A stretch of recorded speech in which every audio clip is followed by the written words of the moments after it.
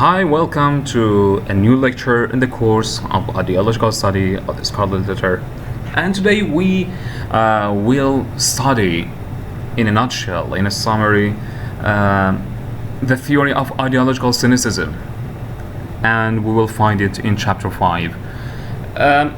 Ideological cynicism is a very interesting theory and idea to find in this course. And we always find this theory in our life. We find this condition in our life when we deal with our politicians, when we deal with our faith, when we deal with our political beliefs, and so on and so forth.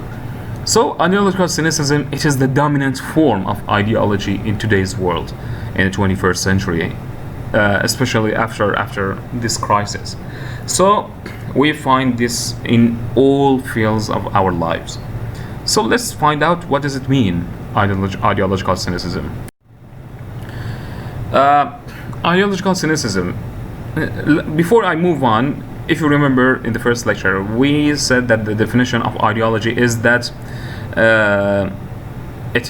ideology is a form, or is a curtain, or is a veil that blocks you from seeing the truth, okay? And it is false consciousness. Here we have something in the opposite direction.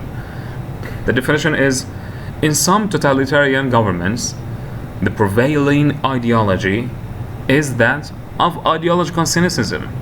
They know that what they are doing is wrong. Still, they are doing it. In other words, people no longer believe in ideological truth, but adopt ideology only to maintain a social identity, not to feel alone. Look, again, this is mostly found in totalitarian governments. Like as I told you in the previous lecture and in the definition of totalitarianism, please go and watch that lecture. We said that it is the form of government that dominates everything and doesn't allow any type of opposition. So in totalitarian governments, like the former regime of Saddam Hussein in Iraq, or in South Korea, or in other forms of governments in the Eastern Europe or in South America, and so on and so forth, we find ideological cynicism. It means that people claim that, okay, I believe in this ideology of the government, but in their heart, in their minds, they do not believe in that ideology. They only pretend that they believe, but they do not really believe. Okay? For example, okay, let's take a very clear example. Today in the Arab world, okay, we always say that, okay, Palestine is an oppressed country. We need to free Palestine. We need to emancipate it from the oppression of the Israeli government, and so on and so forth. But we all know that these slogans are only lies.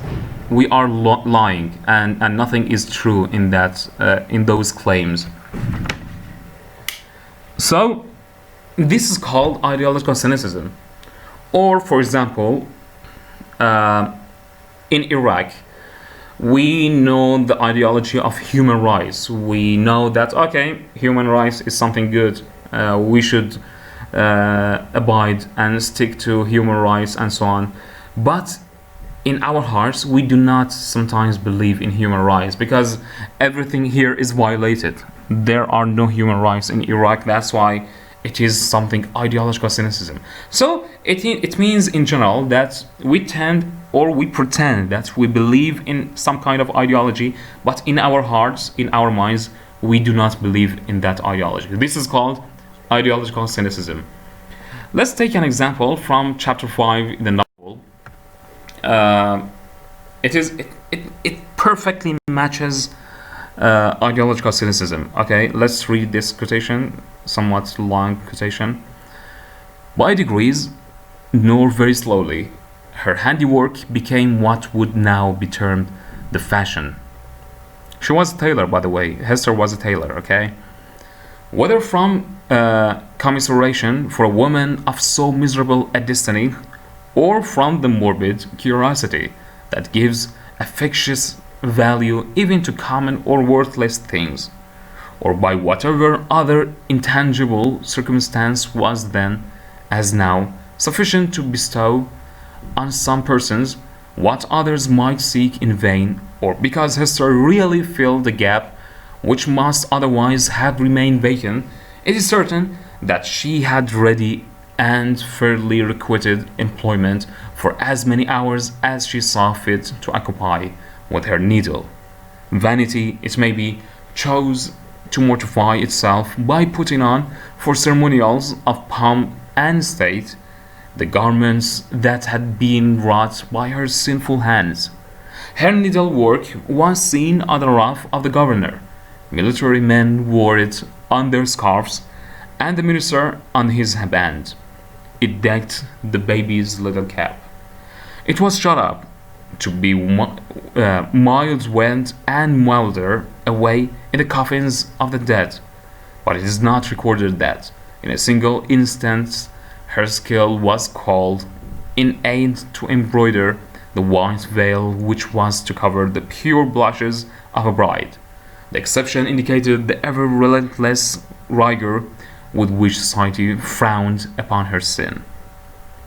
Look, this is very interesting and strange quotation. This is a very strange idea from the narrator, from the writer, okay, the implied author. Look, we see that everybody in a society, the church, the government, people, everybody knows that she is a sinner, she is an adulteress, she is not a good woman, okay, according to their ideology. They all believe that she is not a good person, she is a bad person, she is an evil person, okay. Yet, in the same time, so they adopt that ideology of Christianity. Yet, at the same time, they are cynical towards that ideology. In what way? They all wear what she is sewing, what she is creating, producing by her needle.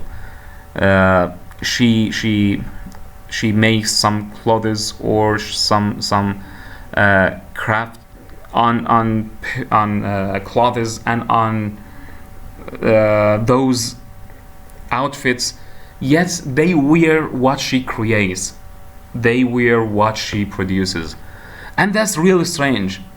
In normal states, if they really believed in their ideology of Christianity, they should condemn what she is creating. They should repel or they should prevent what she is creating, what she is producing. But they go and buy what she is creating. They go and wear what she is creating. This shows that they are not really believers of that ideology. This is really interesting. So here we have ideological cynicism in this quotation. They all are Christians, but they are cynical. They do not really believe in Christianity. This is called ideological cynicism. So this chapter we had other important things, but this is the most important one in this chapter, and we will continue in the coming lectures. So please stay tuned and have a nice time. Bye bye.